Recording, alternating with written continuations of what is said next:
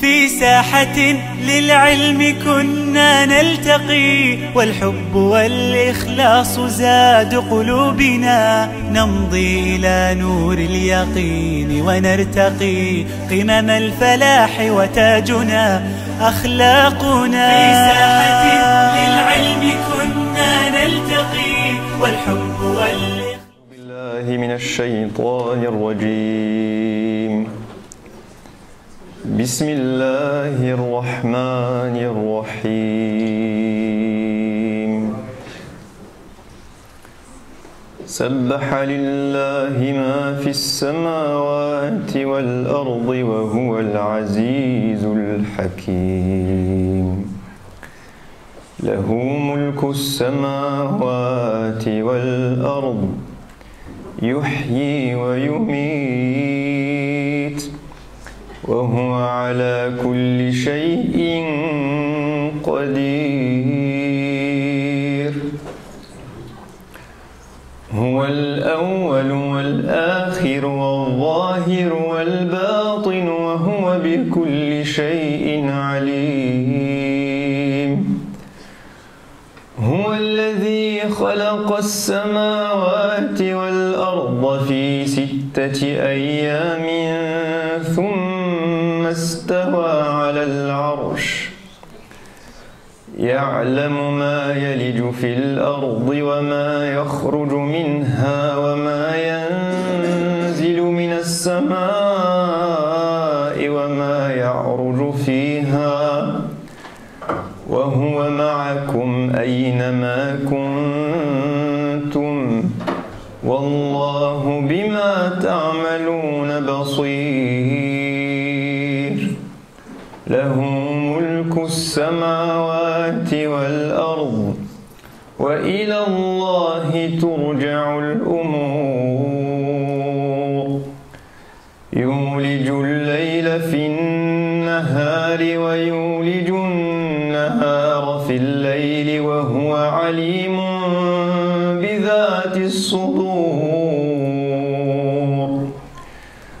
آمنوا بالله ورسوله وأنفقوا مما جعلكم مستخلفين فيه،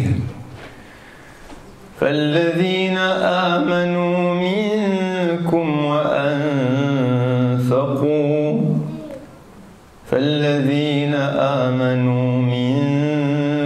وأنفقوا لهم أجر كبير. صدق الله العظيم. الحمد لله والصلاة والسلام على رسول الله وعلى آله وصحبه ومن والاه. اللهم افتح علينا وأنت خير الفاتحين.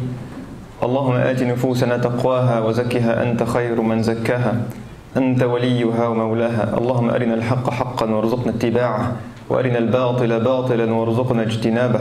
اللهم وفقنا إلى ما تحبه وترضاه. اللهم بلغنا ليلة القدر أجمعين، وتقبل منا رمضان أجمعين، وأحسن خاتمتنا فيه يا أرحم الراحمين. أخرجنا منه برضاك وجناتك جنات النعيم مع سيد الأولين والآخرين. وآخر دعوانا أن الحمد لله رب العالمين. Assalamu alaikum à tous. Barakallahu fikum pour l'invitation. Désolé pour le retard. On s'est mal compris avec Faisal. Alhamdoulilah, j'ai été à la grande mosquée de Mantes-la-Jolie. Et alhamdoulilah, donc on est là. Donc Barakallahu fikum pour l'invitation. C'est la première fois que je viens à la mosquée. Donc c'est la mosquée de Mantes-Sud, si je comprends bien. C'est ça. Et ça fait plaisir en tout cas, après 2 années de Covid, de revenir dans les mosquées, de revoir les gens, de ne pas être uniquement derrière un écran, alhamdoulilah, de revoir mon frère Abou Bakr, que je n'ai pas dû voir depuis des années, alhamdoulilah, c'est un grand plaisir. Donc aujourd'hui, Inch'Allah, on va parcourir ensemble Surat Al-Hadid. C'est une sourate que j'apprécie beaucoup, parce que c'est une sourate qui renouvelle la foi dans le cœur des croyants. Et c'est d'ailleurs une de ses fonctions et une des raisons pour laquelle elle a été révélée parce que Surat Al-Hadid, lorsque vous la regardez avec son approche, sa linguistique, ses mots, ses sujets, ses thématiques, eh bien, elle ressemble à une sourate mécoise. Et on a l'impression que c'est une sourate qui a été révélée pendant la période mécoise, lorsque les croyants, eh bien, Allah travaillait leur foi, travaillait leur éducation spirituelle, travaillait leur endurance, travaillait leur connexion à Allah subhanahu wa ta'ala. Mais en vérité, Surat Al-Hadid est une sourate médinoise et qui fait partie des dernières sourates révélées avant la mort du prophète sallallahu alayhi wa sallam. Et son rôle, en fait, a été de dire: vous avez eu finalement 12-13 ans de Coran mécois, vous avez eu 12-13 années de révélations qui ont été très spirituelles, qui vous ont connecté à Allah subhanahu wa ta'ala, qui ont fait que les compagnons que vous êtes, eh bien ce n'est pas n'importe qui, vous n'êtes pas n'importe lesquels des hommes et des femmes, mais ensuite vous avez eu une période médinoise où là les choses sont rentrées dans l'ordre, où il a commencé à y avoir de la jurisprudence, on a commencé à parler du fiqh, on a commencé à parler des règles de vie en société. Et la spiritualité finalement, eh bien vous l'aviez, elle est restée, mais ça n'a pas été forcément le sujet prépondérant pendant toutes ces années. Et Surat Al-Hadid vient pour dire: faites attention, même vous les compagnons, à renouveler régulièrement votre foi. Et donc c'est ça qu'on va essayer de voir, Inch'Allah, aujourd'hui. Donc il y a 4 grandes parties dans Surat Al-Hadid. Alors vu qu'on a démarré en retard, je vais essayer de condenser un petit peu, Inch'Allah. Donc au début de Surat Al-Hadid, Allah subhanahu wa ta'ala commence par Sabbaha lillahi ma fis samawati wal ard wa huwa al-azizul hakim.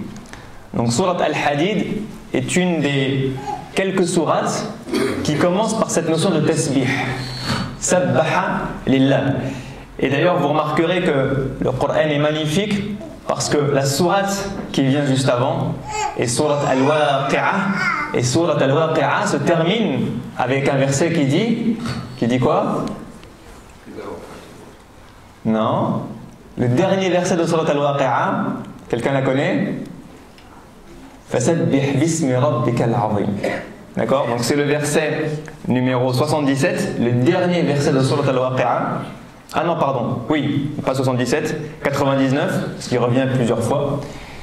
Donc le verset 99 de Surat Al-Waqi'ah, Fasabbih bismi rabbikal azim. Donc on a un passage du Coran avec plusieurs sourates, avec plusieurs thématiques, et ce groupement de sourates dans le Coran se termine avec Surat Al-Waqi'ah, qui donne l'ordre au prophète sallallahu alayhi wa sallam de faire le tasbih. Et Surat Al-Hadid, puis d'autres sourates qui vont arriver derrière, eh bien, démarre avec cette notion de tasbih en réponse à l'ordre d'Allah subhanahu wa ta'ala et en guidance et en éducation au prophète sallallahu alayhi wa sallam et aux compagnons pour comprendre qu'est-ce que c'est que le tasbih. Et donc la première question qu'on se pose lorsqu'on lit Sabbaha lillah, c'est qu'est-ce que ça veut dire Sabbaha lillah? Qu'est-ce que c'est que le tasbih? Et lorsque vous posez la question à un musulman, qu'est-ce que c'est que le tasbih? Il vous répond: le tasbih c'est dire subhanallah. Donc après la prière ou à certains moments du matin, du soir, on va dire subhanallah, subhanallah, subhanallah, subhanallah 33 fois, 100 fois, 1000 fois. Et c'est ça le tasbih. D'accord?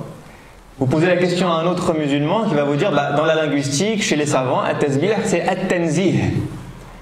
Qu'est-ce que ça veut dire at-tanzih? Ça veut dire détaché d'Allah, donc faire dire que Allah subhanahu wa ta'ala est dénué, détaché de tout manquement, de tout défaut, de toute imperfection. Autrement dit, Allah n'est pas quelqu'un de faible comme nous. Allah n'est pas quelqu'un qui fait des erreurs comme nous. Allah n'est pas quelqu'un qui a des manquements comme nous. Allah n'est pas quelqu'un qui a des bons côtés et des mauvais côtés. Et c'est ça at-tanzih. Mais en fait, dire tout ça, ça revient à dire quoi? Ça revient à dire que Allah est Allah. Donc at-tasbih, dans son sens profond, c'est déclarer que Allah est Allah. Parce qu'il y a un Allah, lorsqu'on dit Ashhadu an la ilaha illallah, oui, on croit en une divinité. D'accord? Mais est-ce que tu sais qui est Allah? Est-ce que tu sais à quoi ressemble Allah? Est-ce que tu connais la perfection d'Allah? Est-ce que tu connais les noms d'Allah, les attributs d'Allah? Est-ce que lorsque tu dis Subhanallah, tu le dis avec ta langue? Mais est-ce que ton cœur, lui, ressent qu'il est en train de déclarer l'existence, la grandeur, la perfection du créateur des cieux et de la terre qui est autre que Allah subhanahu wa ta'ala. Et c'est ça le sens de at-tasbih, le sens profond. Et Allah nous le démontre ensuite, puisque lorsque vous étudiez Surat Al-Hadid, que vous prenez les versets, donc allant du verset 1 au verset numéro 6, eh bien ce ne sont que des versets qui décrivent Allah subhanahu wa ta'ala, qui sont en train de nous dire qui est Allah. Et donc qui sont en train de nous aider à faire le vrai tasbih. Et aujourd'hui on va parler du vrai et du faux. On va parler de ce qu'on fait avec notre langue et ce qu'il y a dans notre cœur. Parce que Surat Al-Hadid est une sourate qui vient travailler ce qu'il y a dans le cœur. Tout le monde dit Subhanallah avec la langue. Mais est-ce qu'on dit Subhanallah avec le cœur? Ça c'est la question. Alors Allah nous apprend. On ne va pas passer, il y a au moins 11 noms et attributs d'Allah subhanahu wa ta'ala dans ces quelques premiers versets de Surat Al-Hadid. On ne va pas passer sur tous les noms et les attributs. On pourrait passer des heures et des heures ou la journée à les étudier. Mais on va en prendre quelques-uns. Allah nous dit par exemple Lahu mulku as-samawati wal ard yuhyi wa yumit wa huwa ala kulli shay'in qadir. Il détient tout ce qu'il y a dans les cieux et dans la terre lui appartient.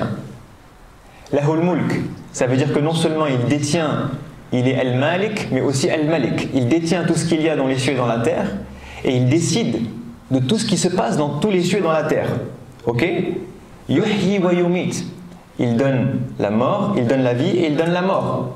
Wa huwa ala kulli shay'in qadir. Il fait ce qu'il veut, il n'a aucune limite, il a la capacité de toute chose. Parce que vous pouvez avoir un roi, un président qui a des voix, qui a du pouvoir, qui a du mulk, mais à qui la terre n'appartient pas. Est-ce que la France appartient au président de la République? Non. Est-ce que la terre appartient au roi? Non. Et d'un autre côté, vous avez des gens qui ont une appartenance, qui détiennent des choses entre leurs mains, mais qui n'ont aucun pouvoir. Et vous en avez qui ont les deux, mais qui ne peuvent pas faire ce qu'ils veulent. Est-ce qu'un roi ou un président a toute la capacité, peut faire ce qu'il veut?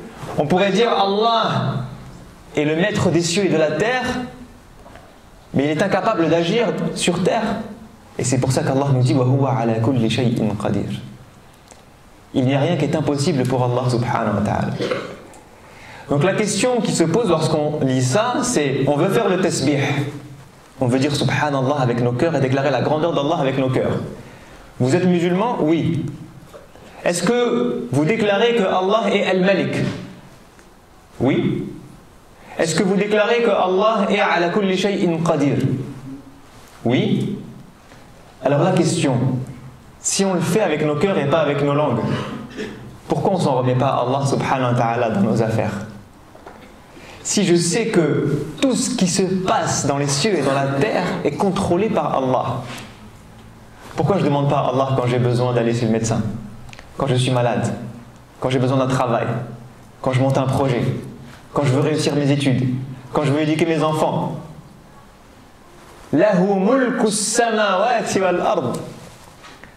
Il n'y a rien. Est-ce que tes affaires, est-ce que tes projets, est-ce que tes problèmes sont quelque part dans as-samawati wal ard? Celui qui me dit non, je dis mais du coup c'est où? Parce que même Mars, elle est dans as-samawati wal ard. La Voie lactée, elle est dans as-samawati wal ard. Tout ce que vous voyez, que les scientifiques, que les astrophysiciens découvrent est dans as-samawati wal ard. Et tout ce que les astrophysiciens découvrent n'est même pas dans samawati wal ard, c'est juste dans le premier ciel. Parce que Allah nous dit dans le Coran que tant que vous voyez des étoiles, vous êtes dans le premier ciel, dans sama'ud dunya. Donc ça veut dire que le deuxième ciel, le troisième, le quatrième et le septième, jusqu'aujourd'hui, personne ne peut dire sur terre, on sait à quoi ça ressemble. Donc est-ce que quelqu'un a quelque chose à résoudre ou un projet à monter qui n'est pas dans les cieux et dans la terre? Non. Alors si vos problèmes, vos projets sont dans les cieux et dans la terre, eh bien sachez que Allah lahu mulku as-samawati wal ard. Et donc lorsque j'ai dit subhanallah, lorsque j'ai dit subhan al-malik, subhan al-malik, subhan al-qadir, eh bien je dois comprendre dans mon cœur que tout est entre ses mains, qu'il n'a aucune limite, qu'il peut tout faire, et que c'est à lui que je dois me demander, que c'est à lui que je dois m'en remettre. Lorsque je comprends que Wallahu ala kulli shay'in qadir, le désespoir est une notion qui n'existe pas chez le croyant, chez le musulman. Et Allah le dit à Sayyidina Ibrahim, lorsque les anges viennent à lui et qu'ils lui disent qu'il va avoir des enfants, même des petits-enfants, alors qu'il est très âgé.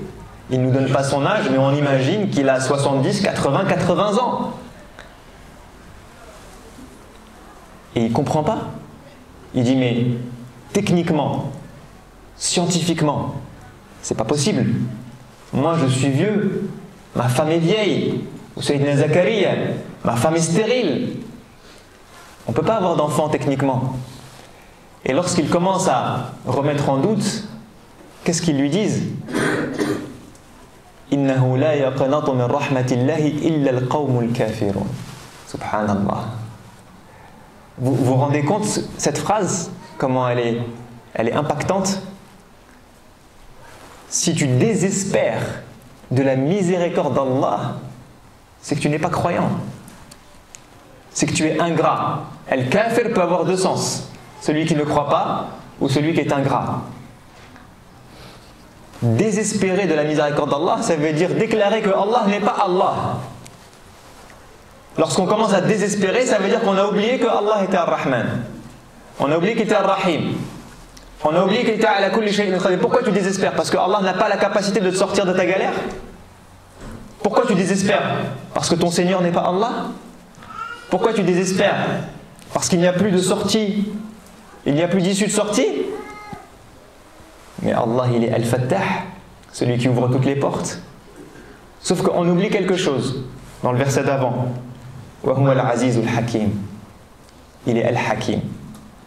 Donc il te donne ce dont tu as besoin, quand tu en as besoin, de la meilleure des manières. Lorsqu'il te donne avec sagesse. Et lorsqu'il te prive avec sagesse. Donc le problème, c'est pas Allah. Le problème, c'est toi qui ne veux pas comprendre. C'est toi qui ne veux pas accepter. C'est toi qui ne veux pas prendre les conseils. Donc tu penses que Allah ne te répond pas. Ou tu penses que Allah est incapable de te donner ce que tu veux. Mais Allah, il peut donner ce qu'il veut à qui il veut. Sauf que Allah agit par sagesse. Pas pour te faire plaisir, mais pour ton bien. Pas parce que des fois il y a des gens qui, hasha lillah, se comportent avec Allah comme on se comporte avec le Père Noël. Et on fait nos listes de dua. Et on va au Hajj à la Amra et j'ai une liste. Et je vais voir tous mes voisins et c'est quoi votre liste? Allez, donnez-moi des listes. Et on collecte des listes. Fais ta liste de dua. Mais ensuite, Allah il est Hakim. Il va te répondre. Mais à sa manière. Il va te répondre avec quelque chose de meilleur que ce que tu as demandé. Il faut juste savoir l'accepter. Allah nous dit dans le verset 3, Huwa al-awwal wal-akhir, wal-zahir wal-batin, wa huwa ala kulli shay'in alim, wa huwa bi kulli shay'in alim. Donc là, Allah nous donne encore d'autres noms. Al-awwal wal-akhir. Al-awwal veut dire le premier, wa laysa qablahu shay'. Il était le premier sans qu'il n'y ait aucune création avant lui. Wal-akhir, le dernier, et il n'y aura rien après lui. Subhanahu wa ta'ala, puisqu'il est le dernier, lorsqu'il prendra l'âme de tous les êtres humains, de toutes les créatures, que la terre n'existera plus, que les anges n'existeront plus, et qu'il ne restera que l'ange de la mort, et que Allah prendra son âme. Et il dira, Limanil mulku al-yawm, lillahi al-wahid al-qahhar. Il ne restera plus personne. Donc il y a al-awwal ou al-akhir. Mais certains savants nous disent que al-awwal ou al-akhir n'est pas forcément à prendre dans le sens de la temporalité, du temps, de la chronologie, mais dans le sens de la priorité. Parce que al-awwal, ça peut vouloir dire awwal, avant toute chose, mais ça peut vouloir aussi dire awwal dans le sens awlawiyya, qui veut dire la priorité en arabe. Ça veut dire devant, pas devant toute chose, mais avant toute chose, prioritaire avant toute autre chose. Ça veut dire quoi? Ça veut dire que Allah passe avant tout dans ma vie. il est Al-Awwal, il est le premier dans ma vie. Il est celui que j'aime le plus. Il est celui à qui j'obéis le plus. Il est celui que je fais passer avant toute autre chose. Et pareil, si on pose la question aux musulmans, est-ce que tout le monde ici déclare que Allah est Al-Awwal? Tout le monde va lever la main en disant oui, moi je déclare que Allah est Al-Awwal. Je témoigne que Allah est Al-Awwal. Ça fait partie de notre foi en tant que musulmans. Mais on a témoigné avec nos langues. Et si on témoigne que Allah est Al-Awwal avec nos cœurs, alors pourquoi lorsque on entend Allahu Akbar, on ne lui dit pas t'es Al-Awwal ya Allah? On dit ya Allah, je déclare avec ma langue que tu es le premier dans ma vie. Mais quand tu m'appelles à la prière, est-ce que tu peux passer juste après le match de foot? Est-ce que tu peux attendre que je finisse ce coup de fil? Est-ce que tu peux attendre, ya Allah, que je finisse telle réunion? Ah, j'ai fini le coup de fil, j'ai fini le match. Est-ce que tu peux attendre que je me repose un petit peu? Parce que comme ça, je vais me reposer et puis ensuite, je serai en forme pour prier. Est-ce que tu peux attendre que je m'occupe des enfants? Ah, j'ai oublié d'acheter un truc. Est-ce que tu peux attendre, ya Allah, que j'aille acheter un truc et que je revienne pour la prière? Et on lui dit, ya Allah, tu es Al-Awwal. Mais est-ce que tu peux attendre la deuxième position, puis la troisième, puis la quatrième, puis la cinquième, puis la dixième, puis la 20e, puis la 30e? Et ensuite c'est, il reste 5 minutes avant l'Asr, je vais attraper Dhuhr. Mais du coup, on est incohérent entre nos cœurs et nos langues. Parce que là, on ne lui a pas dit que tu étais Al-Awwal. Là, on lui a dit que tu es la dernière de mes priorités, ya Allah. Ma prière, c'est la dernière de mes priorités. On dit aux gens, prenez 5 minutes pour lire le Coran par jour. Prenez 10 minutes de zikr par jour. Ah, wallahi, mon frère, c'est compliqué. Mais qu'est-ce qui est compliqué? C'est compliqué, le travail, les enfants, la famille, le boulot, les achats, les vacances, le machin. J'ai un chien, je dois m'en occuper. J'ai un poisson rouge, je dois m'en occuper, en plus des enfants. Alhamdulillah. Et 5 minutes de zikr? Non. Non, j'ai pas. Je peux passer 1 heure au téléphone, oui. Je peux passer 1 heure devant la PlayStation, oui. Je peux passer 4 heures à enchaîner les 5, 6, 7, 8, 9, 10 épisodes de la série numéro 1 truc, saison 42, épisode 3440. Ça, alhamdulillah, j'ai du temps. Je peux faire un qiyam al-layl devant des séries télévisées, il n'y a pas de problème. Qiyam al-layl, il y a des gens, il faut que je la finisse la série. Fini la série. D'accord. Et 5 minutes de zikr là dans toutes les heures qu'on a perdues? Non. 1 page de Coran par jour? Non. Alors on n'est pas cohérent. Lorsqu'on dit Subhanallah, on est des menteurs. Lorsqu'on dit Allah, tu es Al-Awwal, on est des menteurs. On dit vrai avec nos langues et on ment avec nos cœurs. Parce qu'on ne le fait pas passer au-dessus de toute chose et avant toute chose. J'en prends un dernier et on passe à la partie 2, Inch'Allah.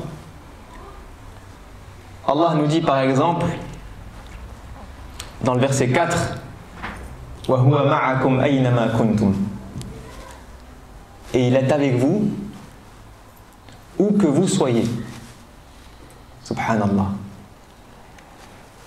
Ça veut dire que tu sois chez toi, dans la rue, dans les magasins, au travail, dans les transports, en train de dormir, dans la galère, dans la joie, en famille, tout seul, quelle que soit la situation.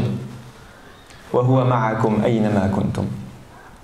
Où que vous soyez, Allah est avec vous. Subhanallah. Vraiment, ya Allah. Où que nous soyons, où que vous soyez.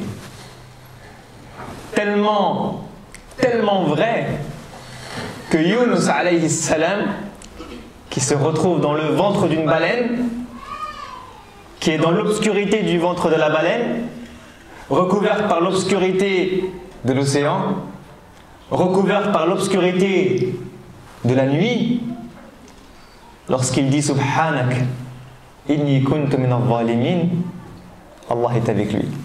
Et il dit Fastajabna lahu, dans Surat Al-Anbiya. Donc Allah est avec nous où que nous soyons. Mais pareil, si on dit ça avec nos langues, c'est une chose. Mais si on y croit avec nos cœurs, pourquoi lorsque je démarre mon travail le matin ou que je suis dans mes projets, je ne m'en remets pas à Allah subhanahu wa ta'ala?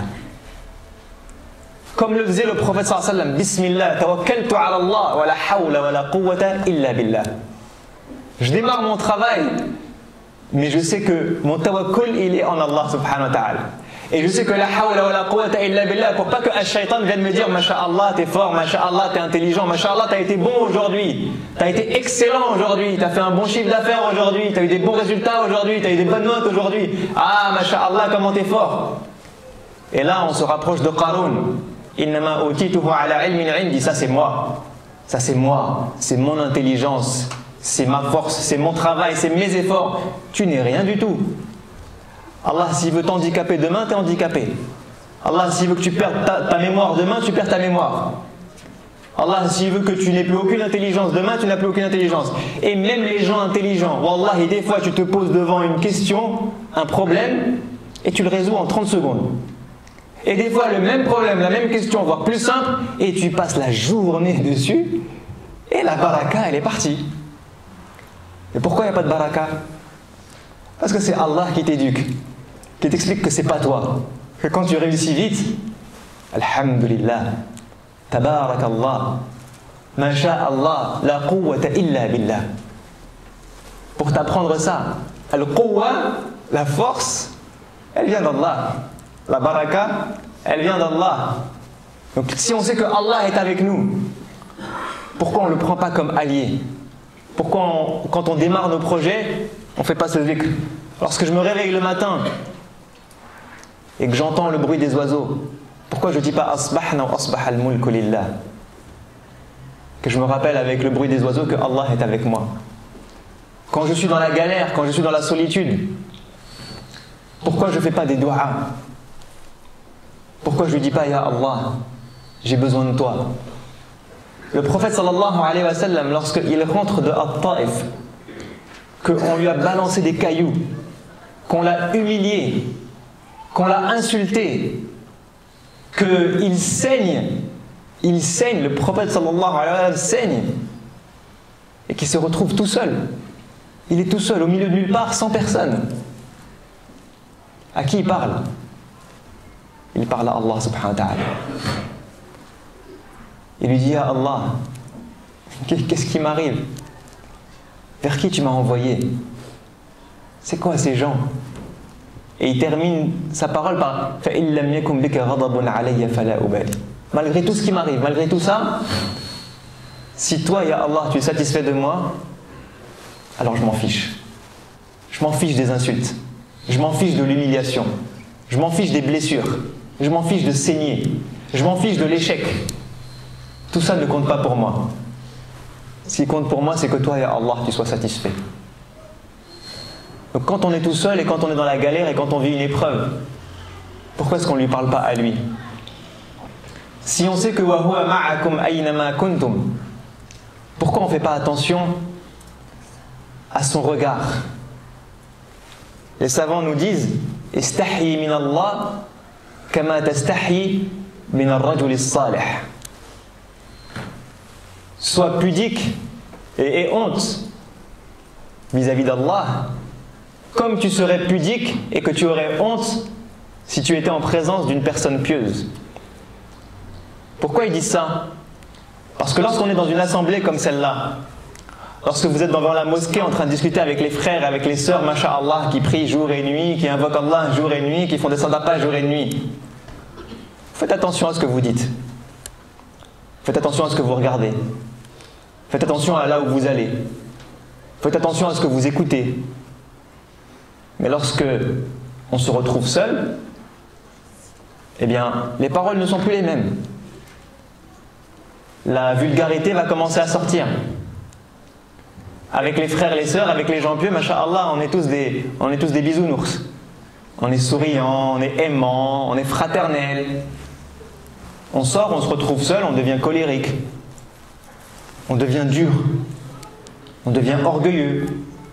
On devient hypocrite. On fait attention à ce qu'on dit. On fait des péchés. On médit sur les gens. Mais devant eux, non. En compagnie des bonnes personnes, non.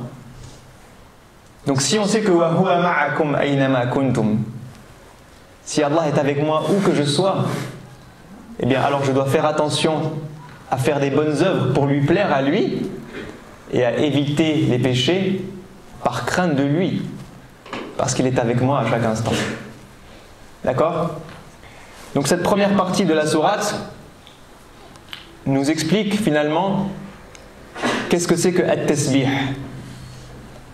et qu'est-ce que c'est que Allah subhanahu wa ta'ala et que déclarer sa grandeur. Ok? Donc je vous ai dit, je vous invite à relire la sourate tranquillement, à la méditer tranquillement. Il y a plus d'une dizaine de noms et d'attributs dans les 6 premiers versets. Et la méthodologie, ce que je vous invite à faire à chaque fois, c'est ce qu'on a fait ensemble là. Vous dire, est-ce que je le fais avec ma langue ou est-ce que je le fais avec mon cœur? Est-ce que ma langue et mon cœur sont synchrones? Est-ce qu'on est en phase? Ou est-ce que ma langue elle dit un truc et mon cœur il fait l'inverse? Et si le jour où notre langue sera en phase avec notre cœur, eh bien on fera le vrai tasbih.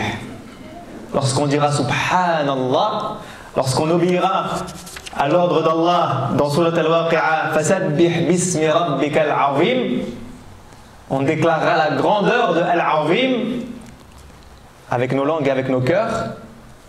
Là on commencera à être des vrais croyants, des croyants qui sont en phase avec eux-mêmes. D'accord? Ensuite au verset 7, Allah subhanahu wa ta'ala nous dit Aminu billahi wa rasulihi wa anfiqu mimma ja'alakum mustakhlafina fih. Aminu billah, croyez en Allah, wa rasulihi, et son messager, wa anfiqu, et dépensez, de quoi? Mimma ja'alnakum mustakhlafina fi, de ce dont nous vous avons nommé responsable, gérant. Et d'ailleurs vous voyez qu'il y a une différence entre les sourates mécoises et même les premières sourates médinoises et cette dernière sourate. Dans les sourates d'avant, Allah leur dit anfiqu mimma razaqnakum ou anfiqu min amwalikum. Donc donnez de ce qu'on vous a donné, de nourriture, manger, boire, ou donnez de votre argent. Et là Allah va à un niveau au-dessus. Anfiqu mimma ja'alnakum mustakhlafina fi. Dépensez, œuvrez avec toutes les choses sur lesquelles vous avez une autorité, un pouvoir, une gestion. Ça veut dire quoi? Ça veut dire que j'ai des choses qui ne m'appartiennent pas, mais pour lesquelles j'ai quand même un impact. Vous pouvez être dans une association, l'association ne vous appartient pas. Vous pouvez avoir des compétences, du temps, un travail qui, s'il est utilisé de la bonne manière, peut faire du bien à l'humanité, du bien à la société, du bien à la communauté, mais qui ne vous appartient pas. Donc Allah passe à un niveau au-dessus, ce n'est plus vous dépenser juste de manger et boire, ce n'est plus vous dépenser de votre argent, c'est là vous utilisez tous les moyens qui sont à votre disposition dans la société pour œuvrer pour le bien. N'importe quel moyen. Et donc il y a ces 3 ordres qui sont centraux dans Surat Al-Hadid, et c'est le message principal de Surat Al-Hadid. S'il y a un message à retenir dans Surat Al-Hadid, c'est le verset numéro 7. Et ce trio de choses qu'Allah nous demande pour renouveler notre foi. Mais lorsqu'on lit ce verset, on se pose la question, à qui s'adresse ce verset en premier abord? Il s'adresse à des compagnons. Mais je vous ai dit, c'est une sourate médinoise. Donc les compagnons, la majorité, ils sont déjà croyants. Ils ont déjà fait leurs preuves. Pourquoi est-ce que Allah leur dit « Aminu » ? Et on pourrait se dire, mais en fait non, ce verset s'adresse à des non-croyants. Non, ce verset s'adresse à des croyants. Ce verset s'adresse à des Abu Bakr. Ce verset s'adresse à Omar, à Ali, à Uthman, à Talha ibn Ubaydillah, à Zubayr ibn al-Awwam, à Sa'ad ibn Abi Waqqas, à Uthman, à Abdurrahman ibn Auf. Des gens qui sont des piliers de l'islam. Des croyants et des croyantes qui ont sacrifié leur vie qui ont laissé leur maison, leur argent, parfois leur famille, à la Mecque. Des gens qui se sont fait torturer, comme Bilal, comme Khabbab, comme Suhail. Des gens qui ont été bannis pendant 3 ans par les Mécois, boycottés. 3 ans de vous n'avez pas de quoi manger, vous n'avez pas de quoi boire, vous êtes à l'extérieur de vos maisons, vous êtes à l'extérieur de la Mecque, on ne se marie pas avec vous, on ne discute pas avec vous, on ne commerce pas avec vous. Boycott total. Et vous dites, mais ces gens-là, ils ont fait leurs preuves quand même. Moi, je ne vais pas aller voir Abu Bakr al-Siddiq et lui dire, Abu Bakr, ce serait bien que tu crois en Allah. Qu'est-ce que tu racontes? T'es sérieux? Eh bien oui, Allah est sérieux. Allah est en train de leur dire, dans un autre verset, Allah dit, Ya ayyuhallazina amanu, aminu. Ô vous qui avez cru, ô vous qui avez la foi, ayez la foi. Et donc qu'est-ce que Allah cherche à nous faire comprendre dans ce verset? Eh bien il cherche à nous faire comprendre que la foi, c'est pas un diplôme. La foi n'est pas un diplôme. Et ça, il y a beaucoup de musulmans qui n'ont pas compris. Parce qu'un diplôme, vous allez travailler pour votre brevet, pour votre bac, pour votre licence, votre master, votre doctorat. Et un jour, Inch'Allah, vous allez l'avoir. Et après, vous allez l'afficher sur un mur. Et personne ne pourra plus jamais vous l'enlever. Si vous avez votre bac, personne ne peut venir un jour en disant « toi, tu n'as pas ton bac ». Si vous avez une licence, un master, un doctorat, personne ne peut venir un jour en disant « je te retire ton master, je te retire ton doctorat, tu ne l'as pas mérité, 20 ans après ». C'est un diplôme. Vous l'avez acquis une fois pour toutes, et vous l'avez, et c'est votre niveau jusqu'à votre mort. Eh bien, al-iman, la foi, ça ne marche pas comme un diplôme. Parce que al-iman, comme nous disent les savants, yazidu wa yanqus. La foi monte et baisse. La foi augmente et diminue. La foi évolue. Et comme nous dit le prophète sallallahu alayhi wa sallam, il y a des gens qui se réveillent le matin non croyants et qui se couchent le soir croyants. Et il y a des gens qui se réveillent le matin croyants et qui se couchent le soir non croyants. Donc al-iman n'est pas un diplôme qui vous est garanti parce qu'un jour vous avez décidé d'avoir la foi et qu'un jour vous avez prié, que vous avez jeûné, que vous avez fait le hajj. Il n'y a pas de garantie. Quelle est la garantie à Allah de garder la foi? La seule garantie que vous avez, c'est de travailler votre foi au quotidien. C'est de vous dire ma foi, c'est ma priorité. Ma foi dans mon cœur, tous les jours je dois la renouveler. Tous les jours je dois la travailler. Tous les jours je dois l'alimenter. Parce que sinon, il se peut qu'elle baisse, qu'elle baisse, qu'elle baisse et qu'elle disparaisse un jour. Et combien on discute avec des frères et des sœurs. Abu Bakr et moi, on était des activistes à Jussieu, masha'Allah. Pourtant, moi, j'ai jamais été étudiant à Jussieu. J'étais à Centrale Paris, mais je traînais avec les gens de Jussieu. Et combien on discute, je discute avec des frères de cette époque-là. Ils me disent, subhanallah, à l'époque, comment on était motivés. Comment on se levait pour le fajr, on allait à la mosquée, on allait ensuite à l'université, la prière à la mosquée, ensuite le soir on faisait une maraude, on faisait des distributions de trucs alimentaires, on faisait de la da'wa, on apprenait du Coran, on faisait des halaqat, on partait en voyage spirituel, on revenait, on n'avait pas de souci à se lever de 6 h du matin jusqu'à 23 h le soir pour Allah. Et il me dit maintenant, subhanallah, c'est métro, boulot, dodo. Maintenant, je me lève le matin, je suis fatigué, je vais au travail, je suis KO, j'en ai marre, je rentre chez moi, je gère les enfants, je m'écroule sur le canapé, j'allume la télé, je reste comme ça, lobotomisé, jusqu'à ce que je me couche le soir. Plus aucune motivation, plus aucune activité, plus aucune baraka. Donc il n'y a pas de garantie. Il n'y a pas de garantie. Donc il faut qu'à un moment, nous les musulmans, on prenne conscience que dans nos projets de vie, j'ai mon travail, j'ai ma famille, j'ai mes projets personnels, j'ai ma santé, j'ai mon sport, j'ai mes activités, mon divertissement, mes hobbies. Et j'ai un projet qui s'appelle ma foi. Ma foi. Dans mon cœur. Et ce projet-là, comme au boulot, je fais des bilans tous les jours, je vois ce que j'ai avancé dans mon projet. Au travail, lorsqu'on me donne un projet, moi je suis chef de projet, ben, j'ai du reporting à faire. Je sais ce que j'ai à faire. Je sais si j'ai des actions qui ont été faites, qui n'ont pas été faites. Quand vous êtes un trésorier ou un comptable, chaque jour vous comptez, vous faites le bilan. Est-ce qu'on fait le bilan de notre foi quotidiennement? Aujourd'hui, je me suis rapproché d'Allah. Aujourd'hui, je me suis un peu éloigné. Aujourd'hui, j'ai tenu mes objectifs de iman. Et aujourd'hui, ça a été bof. Alors demain, je rattrape. Demain, je reviens. Demain, je retrousse les manches. Mais si on ne fait pas ce travail-là, quotidien, eh ben, ça baisse, ça baisse, ça baisse, ça baisse. Et une des ruses de Shaitan, c'est de nous éloigner tout doucement. Parce qu'Allah nous dit فَدَلَّاهُمَا بِغُرُورٍ. Dallahuma, ça veut dire tirer une petite corde comme ça, tout doucement. Ça veut dire Dalla.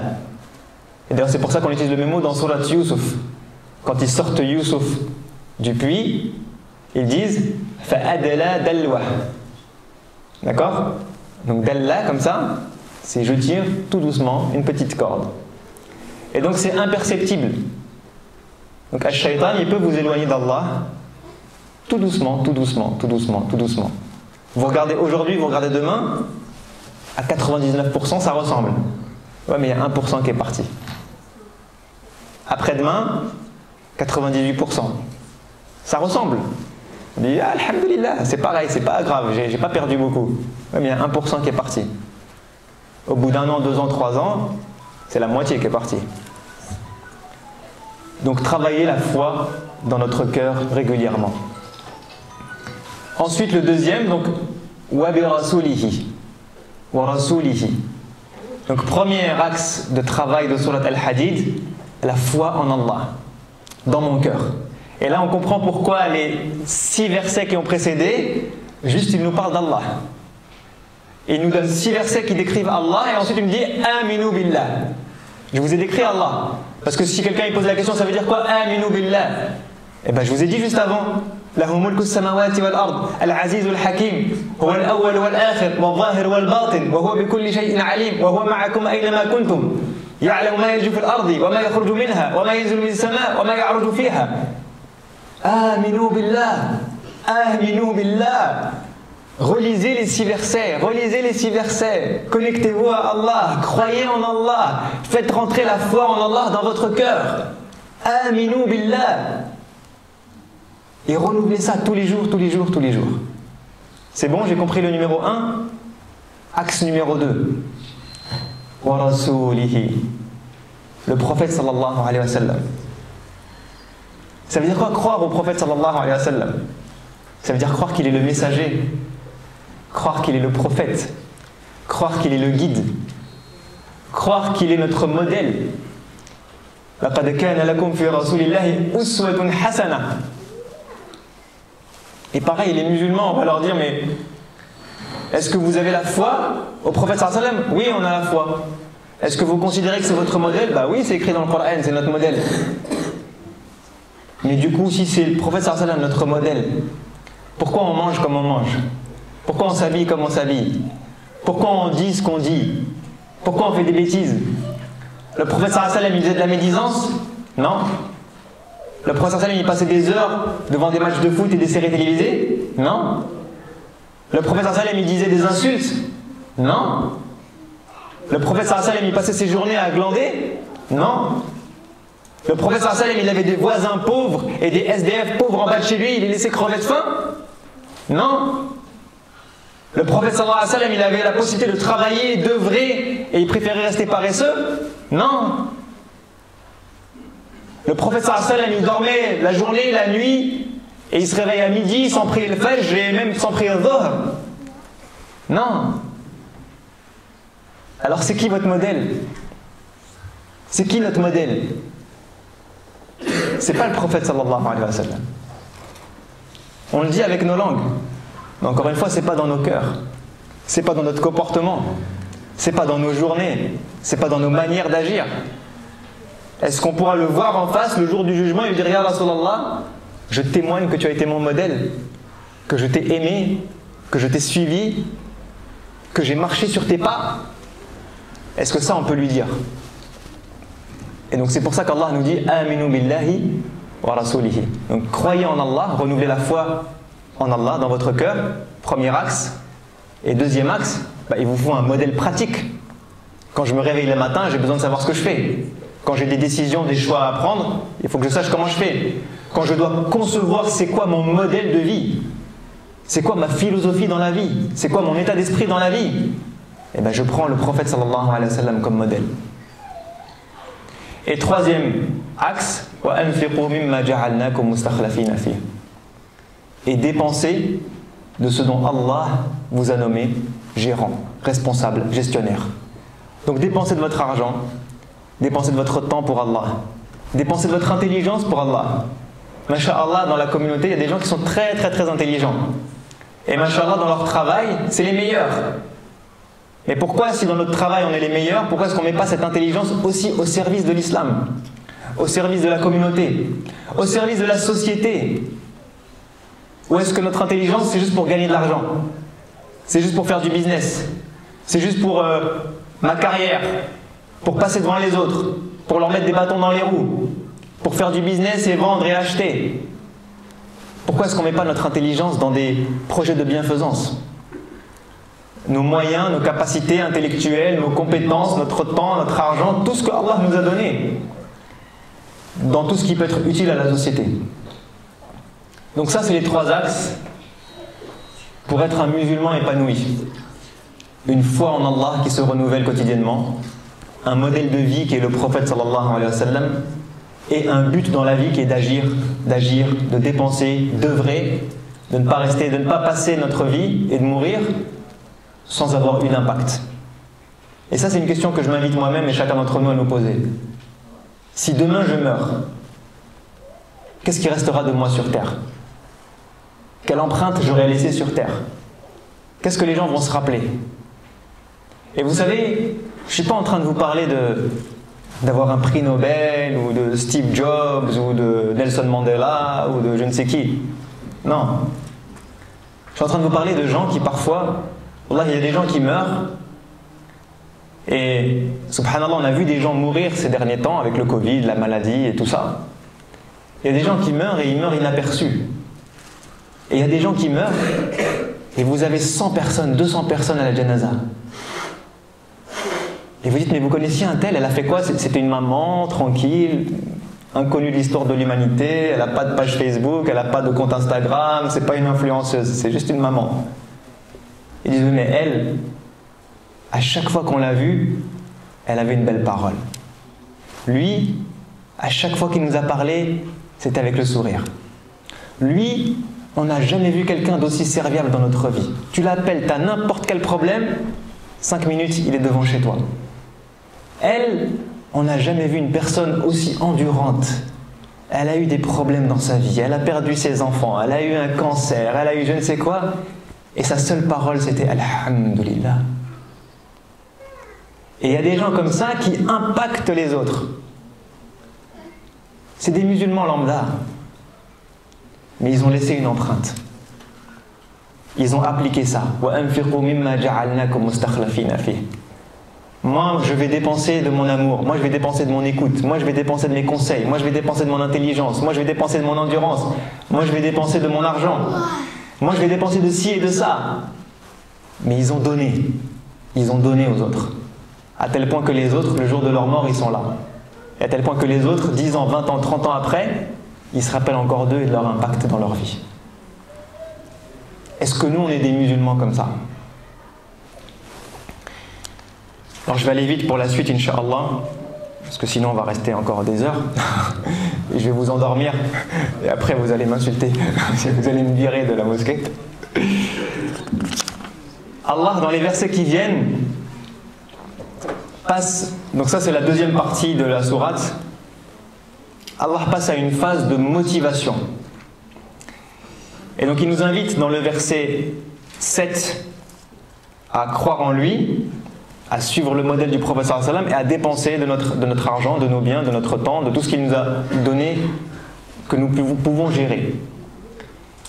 Et ensuite il va arriver dans les versets 8, 9, 10, 11, 12 jusqu'à 15, 16. Allah ne fait qu'une seule chose, c'est motiver les musulmans. Et voilà, des fois quand on lit ces versets-là, ils font mal au cœur. Parce que le musulman qui a le niveau de foi élevé, normalement la sourate pour lui elle doit s'arrêter au verset 6 ou 7. Il a lu les noms d'Allah, il a vu Aminu billah wa rasulihi wa anfiqu, il dit Sami'na wa ata'na. J'ai pas besoin de plus. Si la foi en Allah est bien ancrée dans mon cœur, Allah m'a dit renouvelle ta foi, prends ton messager comme modèle, donne un sens à ta vie et œuvre. Ok, ya Allah, j'applique. Ça s'arrête là. Mais Allah, il sait que on n'est pas tous des musulmans modèles. Et que la sourate, elle ne va pas s'arrêter au verset 6 pour nous. Alors qu'est-ce qu'Allah il nous dit?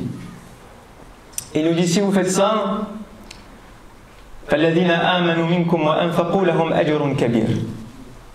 ceux qui vont croire et dépenser, ils ont une récompense énorme. Il n'a pas dit le Jannah, il n'a pas dit des milliers de hasanat, il n'a pas dit des montagnes, il a dit kabir. C'est une grandeur infinie. Si vous ne voulez pas juste appliquer sans rien, ça ne vous suffit pas? وما لكم لا تؤمنون بالله والرسول يدعوكم لتؤمنوا بربكم وقد أخذ ميثاقكم إن كنتم مؤمنين. Ça fait mal au cœur quand Allah il nous dit وما لكم لا تؤمنوا بالله. Pourquoi vous ne voulez pas croire? Pourquoi vous ne voulez pas appliquer les versets de 1 à 6? Pourquoi vous ne voulez pas croire en Allah qui est Al-Malik, Al-Qadir, Al-Aziz, Al-Hakim, Al-Awwal, Al-Akhir? Pourquoi vous ne voulez pas renouveler votre foi? Alors que Ar-Rasul akhadha mithaqakum, ça c'est la preuve que ces versets s'adressent à des musulmans et pas à des non-croyants. Le prophète sallallahu alayhi wa sallam a pris un engagement avec vous. Il a un contrat avec vous. C'est quoi ce contrat? La ilaha illallah Muhammadun Rasulullah. Donc numéro 1, je vous demande ça sans rien en retour. Aminu billah wa rasulihi. Vous voulez pas? Alors faites-le pour une récompense énorme qui n'a pas de limite. Vous voulez toujours pas? Faites-le parce que vous êtes des gens qui au moins ont une parole. Personne ne vous a forcé à être musulman. Quelqu'un vous a forcé à dire la ilaha illallah? Non, personne. Quelqu'un vous a forcé à dire Muhammad Rasulullah? Non, personne. Alors si vous êtes à la hauteur, si vous êtes des gens qui lorsqu'ils parlent, ils sont à la hauteur de leurs engagements, au moins soyez à la hauteur de la ilaha illallah. Vous avez pris cet engagement en votre âme et conscience. Akhadha mithaqakum. Vous avez pris un engagement, soyez à la hauteur. Vous voulez pas? Qu'est-ce qu'il nous dit après? وَمَا لَكُمْ أَلَّا تُنْفِقُوا فِي سَبِيلِ اللَّهِ وَلِلَّهِ مِيرَاثُ السَّمَاوَاتِ وَالْأَرْضِ. Pourquoi vous ne voulez pas dépenser? Vous pensez que vous allez économiser, faire des économies dans votre compte en banque, thésauriser, trésoriser? Allah nous dit وَلِلَّهِ مِيرَاثُ السَّمَاوَاتِ وَالْأَرْضِ. Tout l'héritage de ce qu'il y a dans les cieux et dans la terre ira à Allah. Vous allez hériter de rien. Vous allez dire oui, mais moi je fais des économies pour mes enfants. Mais vos enfants, ils vont hériter de l'argent que vous avez sué à économiser toute votre vie. Vous avez une garantie de ce que vos enfants vont faire avec? Vous avez une garantie que vos enfants vont le dépenser dans la voie de Dieu? Non. Et vos enfants, ensuite, ils vont le donner à leurs petits-enfants, et leurs petits-enfants à leurs arrière-petits-enfants, jusqu'à ce que Allah récupère tout ce qu'il y a dans les cieux et dans la terre. Donc vous n'allez hériter de rien. Vos enfants n'hériteront de rien. Alors si vous ne voulez pas dépenser, parce que vous voulez économiser votre temps, vous voulez économiser votre argent, vous voulez économiser vos compétences, vous voulez économiser votre intelligence. On me dit, moi je veux économiser ma santé. Je suis fatigué, je veux que je me lève tranquillement, je dors tranquillement, il me faut 10 heures de sommeil par nuit, il me faut un temps de fonctionnaire, je ne vais pas en plus aller œuvrer et aider et faire des trucs. Moi j'économise mon temps, ma santé, mon énergie. Économise. Mais Allah héritera de ta santé. Allah va hériter de ton temps. Allah va hériter de ton argent. Allah va hériter de tes nuits de sommeil. Toi tu n'auras rien à la fin. Donc Allah nous dit vous n'aurez rien. Alors quitte à ne rien avoir, autant dépenser. Et quitte à ne rien avoir, autant avoir dans l'au-delà. Parce que al-akhiratu khayrun wa abqa. L'argent que vous économisez ici, le temps que vous économisez ici, ça va être quoi à la fin? 10 000 euros sur un compte en banque? 100 000 euros sur un compte en banque? Une maison que vous léguez à vos enfants qui coûte 500 000 euros? Mais ça, vous l'avez laissé ici.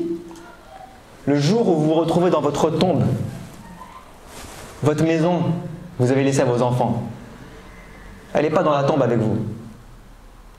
L'argent que vous avez laissé à vos enfants, il n'est pas dans la tombe avec vous.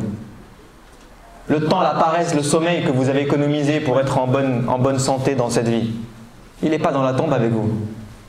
Tout ça, vous l'avez économisé, et le jour où vous mourrez, vos économies s'arrêtent. Ça ne vous sert plus à rien. À rien. Alors que si vous dépensez, en fait, vous êtes en train d'économiser pour l'akhira. Ce que vous dépensez ici, Allah vous le garde pour là-bas. Et Allah a interdit quelque chose à l'humanité qu'il s'est autorisé à lui-même. Vous savez c'est quoi?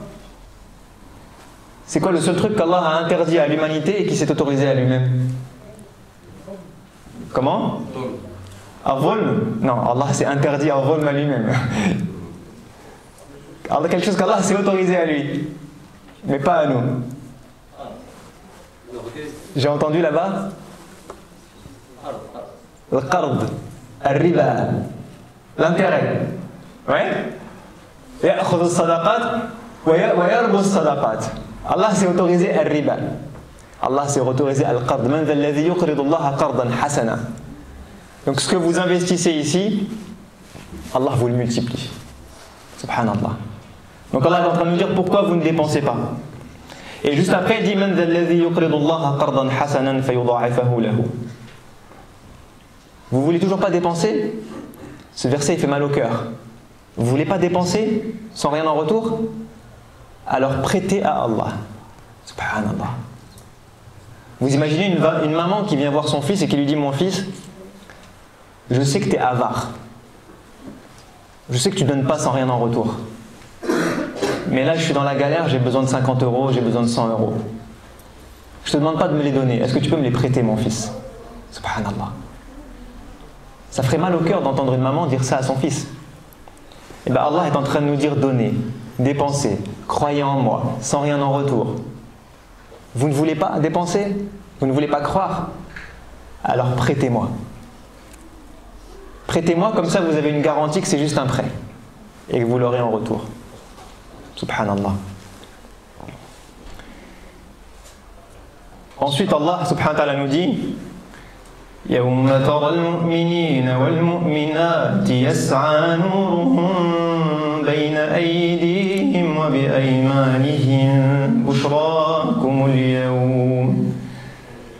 بشراكم اليوم جنات تجري من تحتها الأنهار خالدين فيها ذلك هو الفوز العظيم يوم يقول المنافقون والمنافقات للذين آمنوا انظرونا نقتبس من نوركم قيل ارجعوا وراءكم فالتمسوا نورا فضرب بينهم بسور له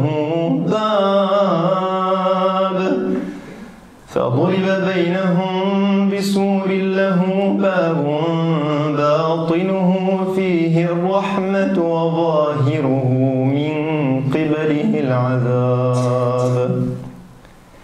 Allah nous parle ici ensuite du jour du jugement. Et Allah depuis le début nous motive.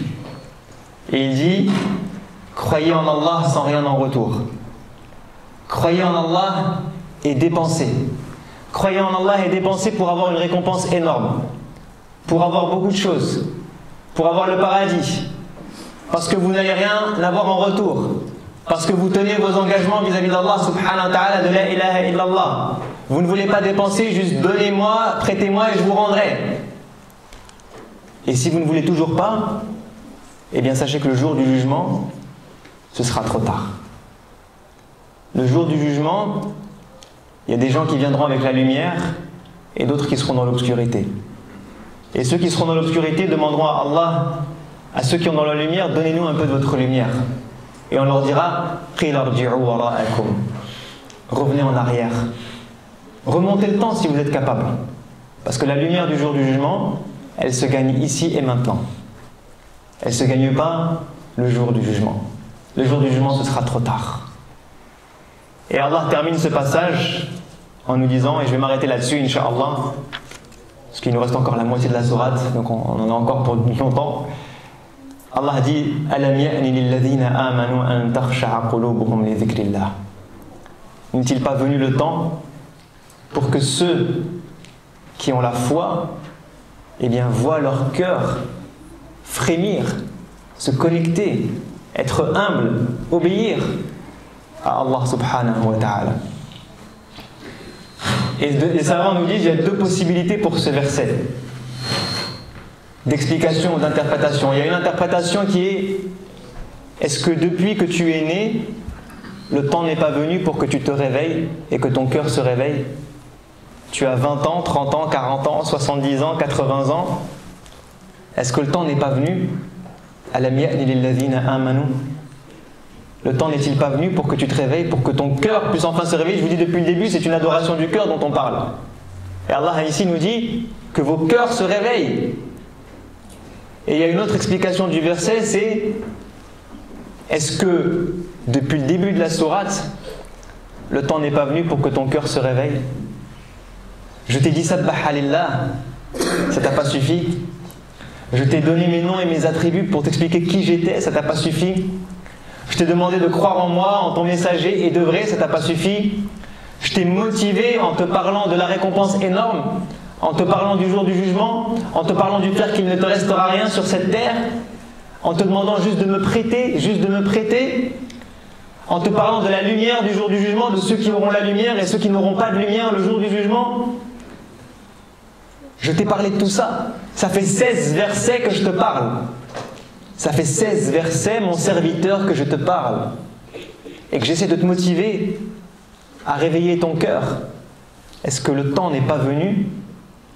Autrement dit, si au 16e verset tu ne t'es toujours pas réveillé, c'est que je ne peux plus rien pour toi. C'est que je ne peux plus rien pour toi. Et ensuite, dans les parties suivantes, qu'on ne va pas traiter aujourd'hui, peut-être une prochaine fois, je reviendrai, Inch'Allah, pour la suite. Allah nous donne des outils pratiques pour réveiller nos cœurs. Pour tous ceux qui, au verset 16, lui diront: oui, ya Allah, moi je pense qu'aujourd'hui, le temps est venu pour que je me réveille. Et Allah, moi je réponds oui. Quand tu m'as posé la question, Alam ya'ni lilladhina amanu, alors moi, ya Allah, je te réponds oui. Aujourd'hui, le temps est venu pour que mon cœur se réveille. Alors, ya Allah, montre-moi la voie.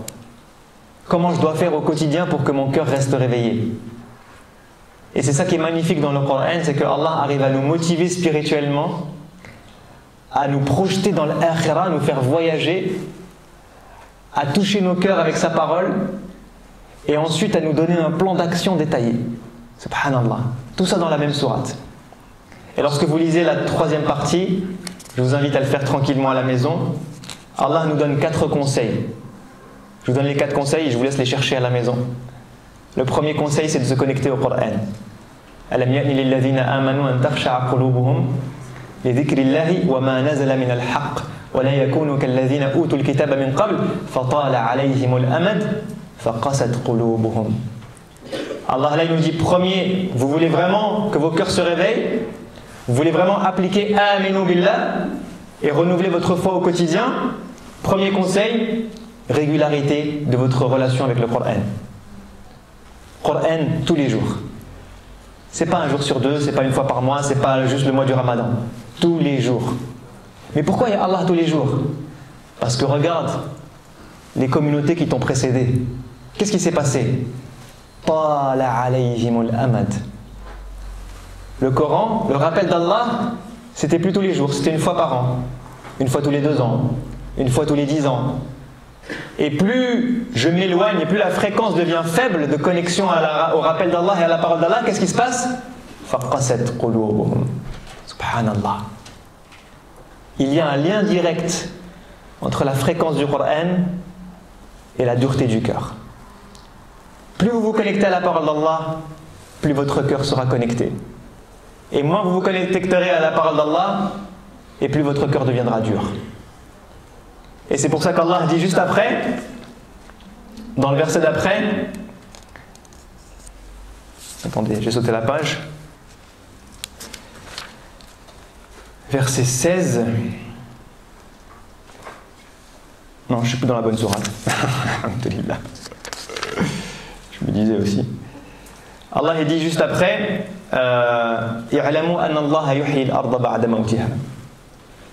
il nous parle de la terre morte et de la pluie. Comme si Allah est en train de nous dire, le Coran c'est la pluie et la terre c'est votre cœur. Vous prenez la terre qui est dehors là, vous la laissez 1 an sans l'arroser, elle est dure comme la pierre. C'est comme ça. Votre cœur, vous le laissez 1 an sans l'arroser, il devient dur comme la pierre. Donc conseil numéro 1 qu'Allah vous donne, régularité, de la fréquence à laquelle vous arrosez votre cœur. Arrosez votre cœur tous les jours, comme vous arrosez vos plantes tous les jours. Parce que votre cœur est plus important que la terre que vous êtes en train d'arroser. Et si vous ne l'arrosez pas, il devient aussi dur que la terre que vous n'arrosez pas. Ensuite, deuxième conseil, juste après, Allah nous dit deuxième conseil, détachez-vous un petit peu de la dunya. Vous voulez que vos cœurs se réveillent? Essayez d'éliminer des choses futiles. Je ne vous dis pas de vivre dans une grotte et d'oublier la vie d'ici-bas. Non, Allah nous dit mais il dit avant cherche la vie future et n'oublie pas la vie d'ici-bas. Nous on fait l'inverse, on cherche la vie d'ici-bas et on essaye de ne pas oublier la vie future. On inverse le verset. Donc cherchons la vie de l'au-delà et essayons de minimiser un petit peu de la vie d'ici-bas. Posez-vous la question, combien de temps par jour je passe à des choses futiles? Combien de temps par jour je passe à m'amuser, à rigoler, à faire tout et n'importe quoi, à faire des erreurs, à faire des péchés, à discutailler, à jouer? Et combien de temps je passe à préparer mon jugement et à préparer ma vie future? Augmentez la proportion de l'un et diminuez la proportion de l'autre. Ça c'est le deuxième conseil. Si vous voulez réveiller vos cœurs, réduisez petit à petit la quantité de dunya, parce que la dunya elle remplit le cœur. Comme Allah nous dit des enfants d'Israël, la dunya à un moment, votre cœur en est imbibé. Ushribu. Vous savez ce que ça veut dire ushribu? Ça veut dire je prends une éponge, je la mets dans un seau d'eau, je la ressors. Ushribat. Elle est imbibée d'eau. Je fais comme ça, je les sors, je fais tomber de l'eau, de l'eau, de l'eau, de l'eau. Et bien la dunya avec nos cœurs c'est pareil. Si vous plongez vos cœurs dans un seau de dunya, vous sortez votre cœur, on peut l'essorer pendant des heures et des heures et des heures. Il n'y a que la dunya qui coule, elle coule, elle coule, elle coule. Donc Allah nous dit asséchez un petit peu vos cœurs de la dunya et remplissez un petit peu plus vos cœurs avec la akhira. Ça c'est le deuxième conseil. Le troisième conseil qu'Allah nous donne, un peu après, c'est la régularité du repentir et de la demande de pardon. Parce que oui, on va prendre l'engagement d'aller vers Allah. Oui, on va essayer d'appliquer les enseignements qu'Allah nous a donnés. Mais, on est des êtres humains. On fait des erreurs. On fait des bêtises. Donc, à l'istighfar, à tawba, pareil, quotidiennement. Quotidiennement, je fais mon bilan et quotidiennement, je demande à Allah pardon et quotidiennement, j'essaye de planifier un demain qui est meilleur qu'aujourd'hui.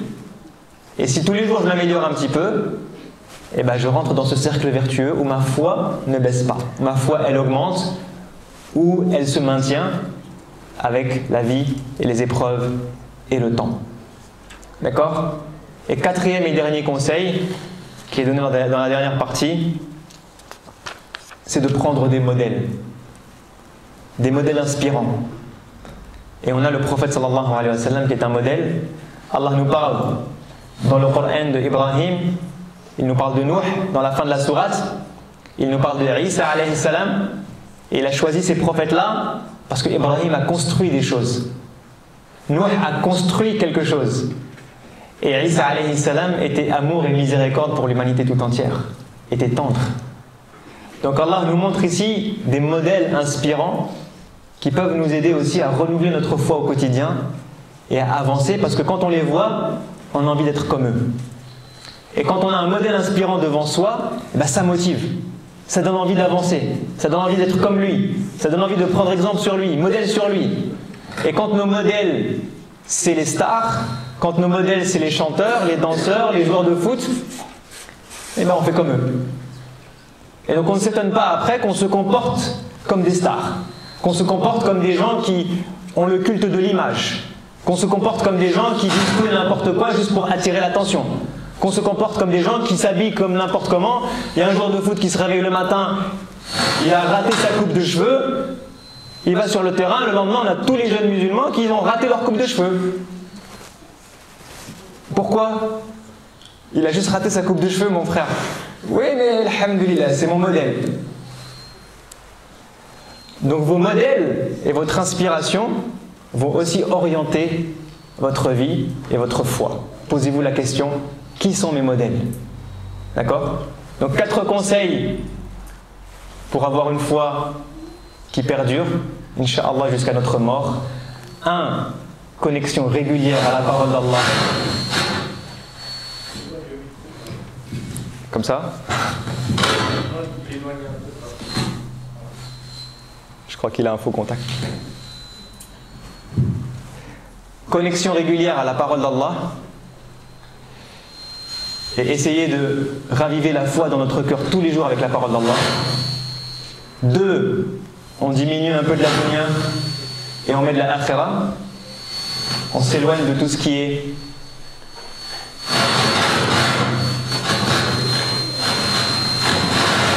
pourtant je fais rien là. Voilà, c'est que vous en avez trop dit. C'est ça. C'est pour ça. Ou pas assez. Ça c'est juste les piles.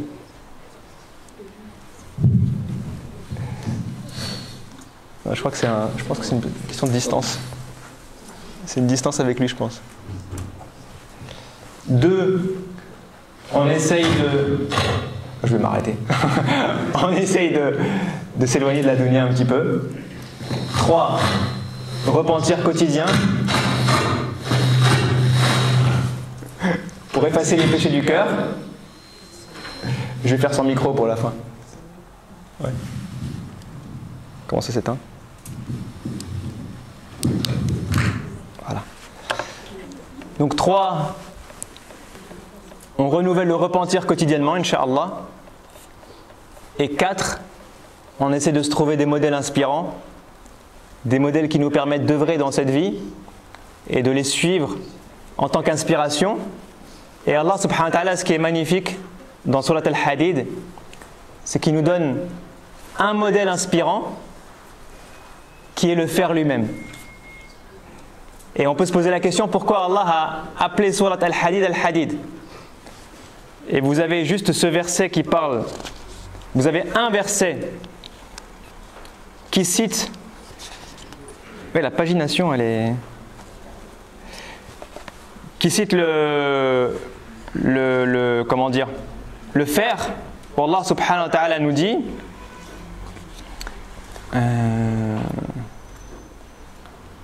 il dit وَأَنزَلْنَا الْحَدِيدَ فِيهِ بَأْسٌ شَدِيدٌ وَمَنَافِعُ لِلنَّاسِ وَلِيَعْلَمَ اللَّهُ مَنْ يَنْصُرُهُ وَرُسُلَهُ بِالْغَيْبِ إِنَّ اللَّهَ قَوِيٌّ عَزِيزٌ.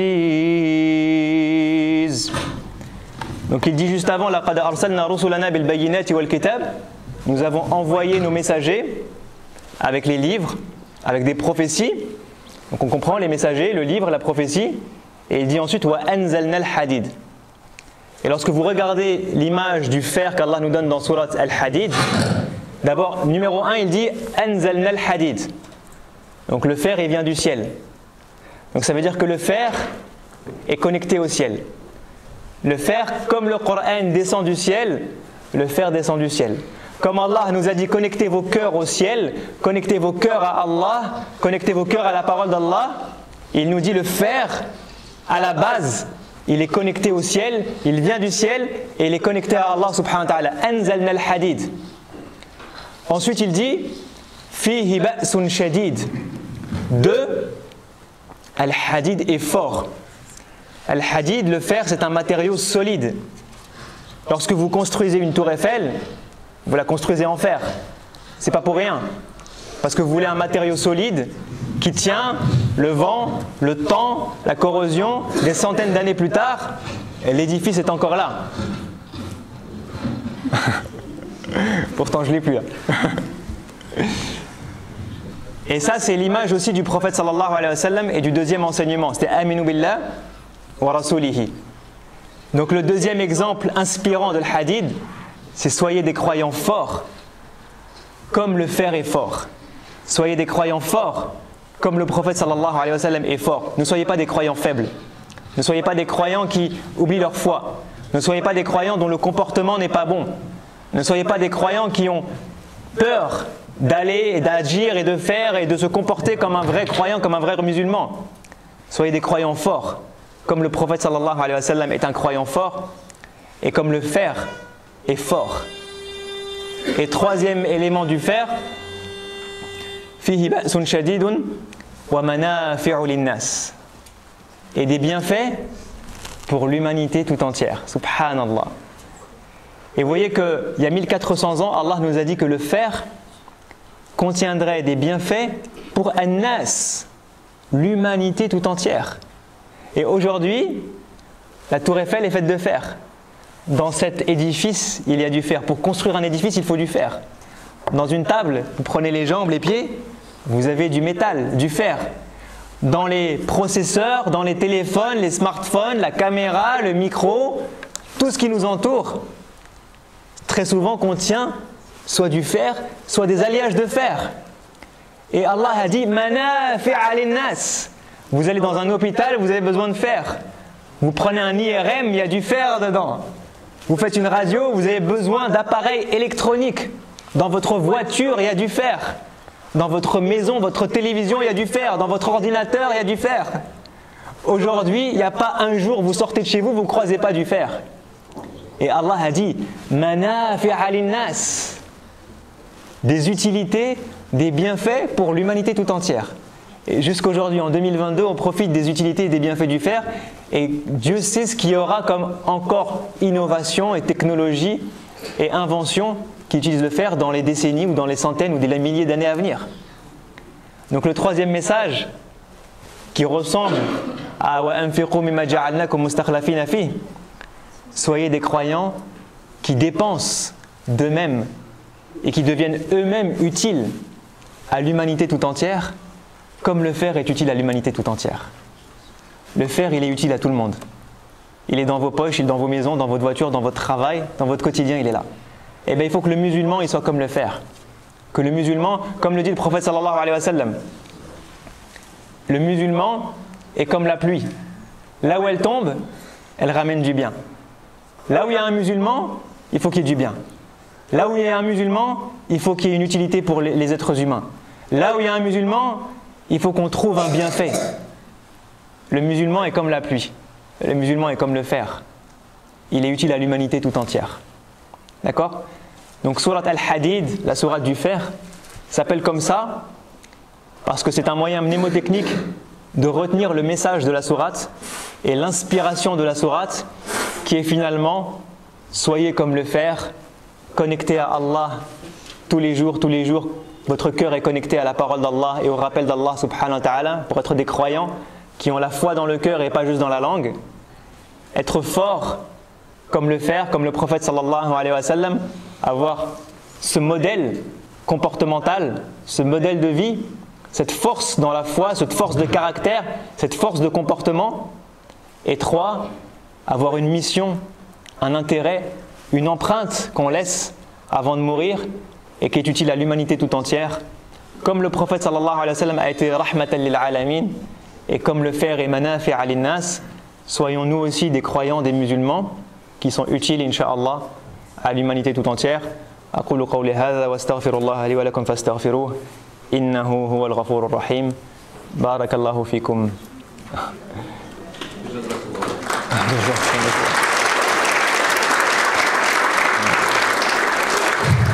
L'alimentaire et peut-être aussi, oui c'est vrai que j'ai pas cité ça, mais quand on manque de fer, on devient anémique. Donc le fer, il est même à l'intérieur de nous-mêmes, subhanallah, dans nos globules rouges, dans nos globules, subhanallah, oui c'est vrai. Donc Allah a dit manafi' al-nas, il n'a pas dit intérieur, extérieur, donc quel que soit l'endroit où vous trouvez du fer, ce qui est sûr, c'est que quel que soit l'endroit où vous trouvez du fer, le fer sera utile. C'est ça qu'Allah nous dit. Il nous dit manafi' al-nas. Donc que ce soit à l'intérieur de notre corps ou à l'extérieur ou dans la nature ou dans nos outils, le fer, Allah l'a rendu utile à l'humanité tout entière.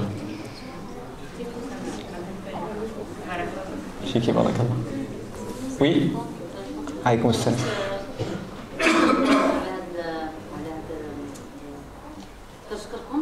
J'ai pris aujourd'hui deux choses, tadbir ou tafsir. J'ai pris tafsir, alhamdulillah. Allah yabarik fik. Barakallahu fiki.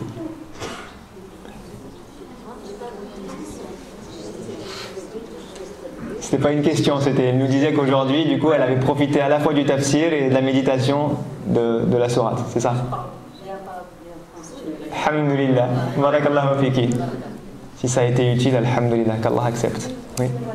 Alaykoum salam. Je voulais poser une question pour avoir des conseils en fait lorsqu'on se met à apprendre à lire le Coran, mais qu'on ne comprend pas. On n'a aucune signification des mots et vocabulaire du livre du Coran. Qu'est-ce que vous pouvez donner comme conseil pour les débutants? Alors pour les débutants, quand on commence à lire le Coran et qu'on ne comprend pas, le plus simple, je dirais, c'est une traduction. C'est le plus abordable si on est vraiment très débutant. Parce qu'un tafsir, déjà il n'y a pas beaucoup de tafsirs qui sont traduits en français. Et les tafsirs qui sont traduits en français sont très souvent très anciens et très techniques. Donc le tafsir d'Ibn Kathir par exemple, c'est un tafsir qui est technique. Il y a différentes typologies de tafsirs. Il y a des tafsirs qui sont techniques, des tafsirs qui sont autour du hadith, d'autres qui sont plus spirituels, d'autres linguistiques, d'autres sociétaux. Et alhamdulillah, malheureusement à ce jour, les Français n'ont pas encore fait le travail de traduire l'immense quantité de tafsirs qui existent en arabe. Donc il n'y a pas beaucoup Peut-être il y a celui de As-Sa'di, qui est un peu simplifié, qui n'est pas très technique et qui est parfois un peu spirituel, qui existe en français. Voilà. Mais je dirais, ne pas lire sans comprendre, essayer de trouver un juste milieu où je lis une page et je lis la traduction. Ou je lis une page et je lis un mini tafsir de cette page-là, ne serait-ce que pour comprendre ce que Allah est en train de me dire. C'est important. D'aller en douceur. Il n'y a pas de train qu'on va louper ou de personnes qui courent derrière nous. Le prophète sallallahu alayhi wa sallam, Allah lui a révélé le Coran en 20 ans, 22, 23 ans. Et il est le prophète sallallahu alayhi wa sallam, natif de Quraysh, le meilleur des hommes, celui qui maîtrise la langue arabe, celui à qui Allah donne la compréhension. Et pourtant il a pris 20 ans. Donc on n'est pas pressé. Et c'est plus important de faire ça doucement pour ancrer les notions dans le cœur plutôt que faire ça vite et que ce soit juste un travail mécanique. Et d'ailleurs Allah dit dans Surat Al-Furqan وَقَالَ الَّذِينَ كَفَرُوا لَوْلَا نُزِّلَ عَلَيْهِ الْقُرْآنُ جُمْلَةً وَاحِدَةً. Les non-croyants ont mis au défi le prophète en disant mais pourquoi le Coran n'est pas révélé en une fois? Allah aurait pu révéler les 600 pages de Coran en une seule fois. Et Allah répond كَذَلِكَ لِنُثَبِّتَ بِهِ فُؤَادَكَ وَرَتَّلْنَاهُ تَرْتِيلًا. Nous avons fait ça pour l'ancrer dans ton cœur, pour raffermir ton cœur avec le Coran, et pour qu'il soit répété. Donc le fait d'y aller doucement, la progressivité et la répétition et la méthodologie choisie par Allah lui-même pour faire rentrer le Coran dans le cœur du prophète sallallahu alayhi wa sallam. Donc nous on ne peut que suivre ça. Dire moi je veux faire ça en 1 an, 2 ans, 3 ans, 4 ans, 5 ans, c'est pas la sunna. C'est pas ce qu'a fait le prophète sallallahu alayhi wa sallam. Lui déjà il l'a fait en 23 ans. Donc on peut apprendre, on peut lire à son rythme et revenir et recommencer. Pour ceux qui sont fluides, on peut lire une fois et recommencer, 2 fois, recommencer, 3 fois, recommencer. Et à chaque nouvelle lecture, il y a des nouvelles choses qui rentrent dans le cœur. Et pour ceux qui ne sont pas arabophones ou qui sont lents ou qui veulent aller à leur rythme, ça peut être une page par jour, une demi-page, un verset par jour. Et juste on le fait tranquillement, progressivement. Parce que j'ai lu dans un livre du Coran que les enseignants se rapprochaient le maximum du possible de la traduction du Coran, mais que ça ne sera pas exactement comme Oui, alors c'est impossible que ce soit comme le Coran. Voilà, et du fait, je me suis dit, mon objectif plus tard, quand je serai libre, c'est essayer de comprendre aussi ce que dit le Coran. Mais même, je me dis, si je vais savoir lire, je ne comprendrai pas les mots grecs. Déjà, entendre parler en arabe, Oui. je ne comprends pas. Donc, je remercie énormément ceux qui traduisent en français, parce que merci mille fois, j'ai vu tout, j'ai vu quasiment, j'ai vu la plupart sur la télé. Merci beaucoup d'avoir reporté ça sur Ramadan. Alhamdulillah. Parce que j'aime bien regarder ce que vous dites. Et vous traduisez bien en français, machallah, ça me met beaucoup. Bah, il faut y aller progressivement. Mais du fait, je me dis, pour recomprendre les mots du vocabulaire du mot arabe, même en sachant lire, Oui. je pense qu'il faut tout pour comprendre les vocabulaires. Bah, faites-nous des doigts, qu'Allah nous aide à faire le tafsir du Coran en entier. Ce serait mon rêve avant de mourir, de pouvoir laisser un tafsir du Coran pour les francophones, Inch'Allah. Et j'ai une dernière question, quand on finit de lire le Coran, il faut renouveler à chaque fois, si on finit une fois de lire le Coran, on peut faire plusieurs fois, tout au long de vie. Ah bah, tout au long de notre vie, oui, quand on finit, on recommence, quand on finit, on recommence. Donc oui, ça n'a pas de fin. C'est un conseil que tu donnais aussi De renouveler, oui, Inch'Allah. Pas comme un livre, on lit une fois et... Ah bah non, non. Non, parce que le Coran, il ne s'arrête pas en fait. C'est une boucle. Et comme je l'ai dit, en fait, à chaque nouvelle lecture, on voit des nouvelles choses. Des fois, on retombe sur le même verset et on percute quelque chose qu'on n'avait pas percuté 1 an ou 2 ans ou 3 ans avant. Donc les sagesses du Coran sont infinies. Et c'est ce qu'Allah dit dans Surat Al-Kahf. قُلْ لَوْ كَانَ الْبَحْرُ مِدَادًا لِكَلِمَاتِ رَبِّي لَنَفِدَ الْبَحْرُ قَبْلَ أَن تَنْفَدَ كَلِمَاتُ رَبِّي. Si l'eau de l'océan était l'encre avec laquelle nous écrivons les paroles d'Allah, les mots d'Allah, alors l'encre de l'océan se serait épuisée avant que les paroles d'Allah ne s'épuisent. Donc vous pouvez lire le Coran 1 milliard de fois, vous pourrez toujours en tirer 1 milliard de fois plus de sagesse. Ça ne s'arrête pas. Et c'est pour ça qu'Allah dit وَرَتَّلْنَاهُ تَرْتِيلًا. C'est pas un roman policier, je l'ai lu une fois, je connais le début, je connais la fin, j'ai compris l'histoire, et ça m'ennuie de le relire. Non, vous lisez le Coran tous les jours, et ça recommence. Et Ismaël, j'ai encore une question. Oui. Quel conseil vous pouvez donner pour mémoriser les sourates et pas les oublier quand on en apprend une et qu'on veut en apprendre encore et encore et ne plus oublier ce qu'on a appris? Alors là, il faut demander à des... Alors vous avez des spécialistes, je ne sais pas si dans la mosquée il y a des cours de Coran ici, mais il y a des chouyours, c'est des spécialistes de l'apprentissage. Et alors je ne vais pas rentrer dans la technicité, mais en fait, pour ne pas oublier, il faut réviser. Voilà, c'est simple. Et souvent les gens, alors ça dépend du niveau, quand vous avez appris quelques sourates, c'est facile de les réviser. Quand on commence à connaître beaucoup de sourates, bah, il y a ce qu'on appelle l'apprentissage, on va dire qui est solide, où je les ai bien révisés, je les connais bien, etc. Et puis un apprentissage un peu moyen. Et il faut avoir plusieurs types de révision. Une révision pour ce que j'ai appris il y a longtemps, mais que je vais quand même pas oublier, que je maîtrise, parce que si je le délaisse, bah, ça va partir. Et une révision de ce qui est frais et qui lui peut partir vite. D'accord? Donc il y a des techniques de mémorisation, des techniques d'apprentissage. Après moi, le conseil que je vous donne, c'est ce que j'ai suivi personnellement, on va dire, indépendamment de la technicité, c'est justement la connexion à la parole d'Allah, l'amour qu'on lui donne, et un truc très important, la récitation dans la prière. Parce qu'on voit, encore une fois, comme on dit tout à l'heure, entre la langue et le cœur, et chez les musulmans, on voit aussi des fois une incohérence dans l'apprentissage des frères et des sœurs qui apprennent beaucoup de Coran, mais qui ne le récitent pas dans leur prière. Donc devant mon shir, je vais réciter le Baqara, Ali Imran, le Nisa, le Maïdan, mais dans ma prière, c'est Qul Huwallahu Ahad.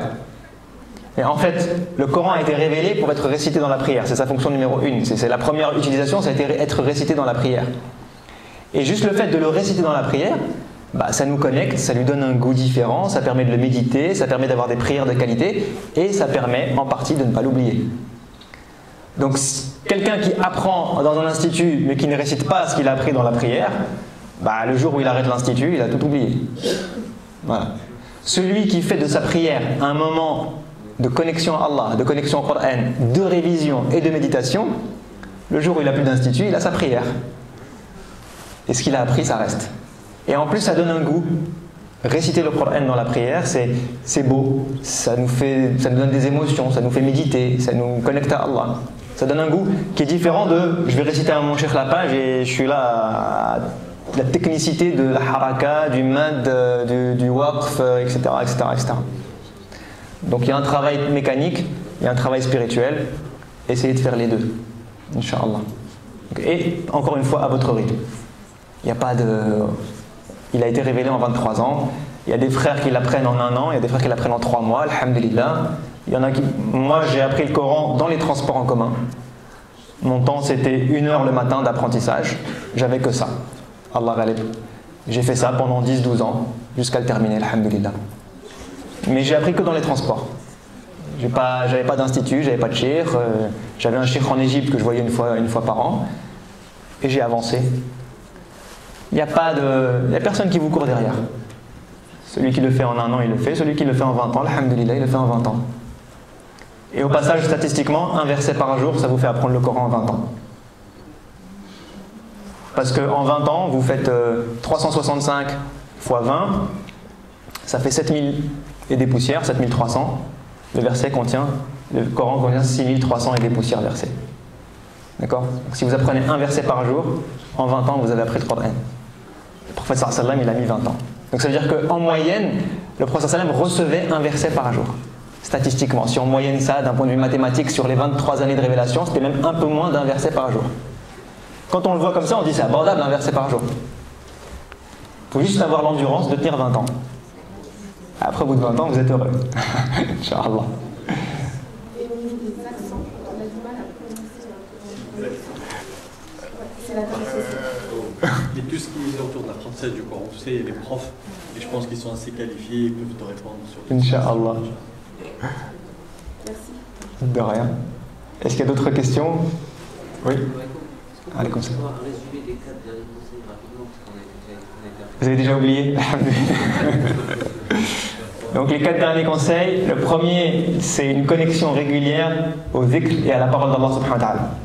C'est le verset numéro 16-17. Alam ya'ni lilladhina amanu an takhsha'a qulubuhum li dhikrillah ma nazala min al-haqq wa la yakunu kalladhina utul kitaba min qabl fatala 'alayhim al-amad faqasat qulubuhum. Donc c'est la dureté du cœur. On la résout par une connexion régulière. D'accord? Conseil numéro 2, c'est le verset I'lamu annama al-hayatu ad-dunya la'ibun wa lahu. Donc c'est de s'éloigner de la vie d'ici-bas. Et Allah il détaille après, je n'ai pas eu le temps de détailler aujourd'hui, mais quand vous lisez le verset, c'est la'ibun wa lahu, etc., et vous avez d'autres aspects de la vie d'ici-bas. Donc Allah nous donne des facettes de ce qui remplit nos cœurs. Donc ça c'est le deuxième conseil. Se détacher un petit peu de la vie d'ici-bas. Troisième conseil, c'est le repentir. C'est de se repentir et de faire l'istighfar régulièrement, donc faire son bilan régulièrement et demander pardon régulièrement. Ça nettoie le cœur et ça renouvelle la foi. Et quatrième et dernier conseil, c'est les modèles. Et là, c'est toute la dernière page de la sourate. Ça commence par le modèle de l'Hadid. Et ensuite, vous avez Nuh, vous avez Ibrahim, vous avez Isa alayhi salam, et puis le prophète sallallahu alayhi wa sallam. Donc Allah nous montre des modèles qui doivent être notre inspiration. On peut prendre des modèles du Coran, et on peut aussi prendre des modèles de la vie d'ici-bas, des personnes, des frères, des sœurs, des gens, des voisins, de la famille, qui peuvent être une source d'inspiration pour nous, et qui nous aident à compagnonner, à cheminer, et à suivre un petit peu la voie. Ça permet de garder aussi cette dynamique tout au long de notre vie. Inch'Allah. C'est les 4 conseils. Oui. Pour revenir juste sur la définition de ouais. Une force redoutable, mais je ne savais pas si c'était quelque chose dans le sens de force redoutable. Dans un premier temps, quelque chose qui peut nuire, comme des armes ou autres. Ouais. Et ensuite, le deuxième verset, l'utilité, quelque chose comme faire de l'agriculture ou faire de la voiture. Ouais. Est-ce que dans le ba's shadid, est-ce qu'il y a Il y a les deux. Donc le ba's, c'est la force, de manière générale. Donc c'est une force qui, oui, grande, redoutable, gigantesque. Et le ba's peut être utilisé pour tout. Donc ça peut être utilisé pour la force, comme tu dis, d'un édifice, mais ça peut aussi être utilisé pour la force d'une arme. Et donc de la même manière, on sait que depuis l'époque, les armes, les épées sont faites d'alliages, de métal, etc. On sait qu'aujourd'hui, même vous prenez un tank, vous prenez une mitraillette, bah, c'est la même manière. Si vous voulez pas que votre tank il soit cabossé lorsqu'il rentre dans un autre tank ou dans un arbre ou qu'il écrase des gens sur son passage, bah, il faut une certaine force redoutable. Donc la force, elle est générale. Après l'utilité, c'est nous qui la choisissons. D'accord? C'est bon, alhamdulillah. Alhamdulillah. Juste peut-être communiquer sur le travail que vous faites sur YouTube qui est... Oui, alors je vais peut-être dire un mot. Donc, pour ceux qui ne le sauraient pas, donc je suis président d'une association qui s'appelle Fikra. Et alhamdulillah, on a pas mal d'activités. On a en particulier une chaîne YouTube et une page Facebook. Et du coup, sur la chaîne YouTube, bah, on fait pas mal de... Vous pouvez trouver des tafasirs des 10 dernières sourates du Coran, si je ne dis pas de bêtises. Et on essaye chaque année de faire des séries, toujours inspirées du Coran, mais sur différentes thématiques. Donc voilà, il y a quelques années, on avait fait les invocations du Coran. L'année dernière, j'avais fait les noms divins. Et on m'a critiqué de ne pas avoir fait les 99, on m'a dit on a été obligé de continuer. Donc cette année j'ai continué, et je pense qu'on va s'arrêter là, Inch'Allah.